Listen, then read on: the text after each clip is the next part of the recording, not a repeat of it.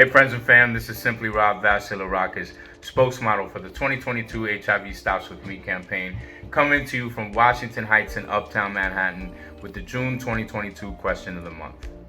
The category is pride. What did you have to slay in order to find your pride? So I think the first thing that I had to slay was my fear.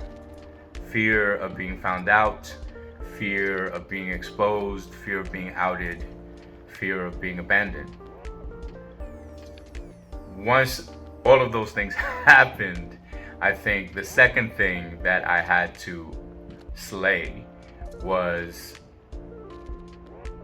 my insecurity around the lack of self-acceptance.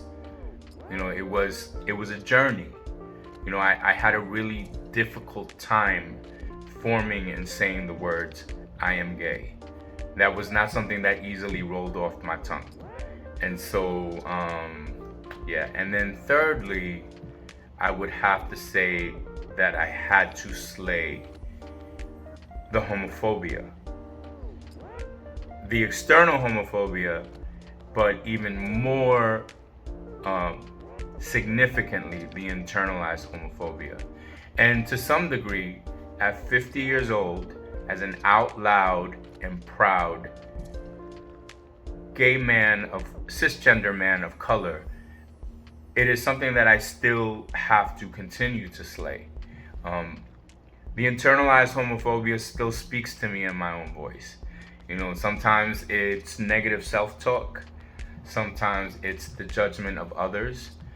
And I realize that when I judge others, when there's things that I, particularly in a homophobic way, that really when I'm zooming in on is aspects of them that I really don't want to see or acknowledge or accept within myself.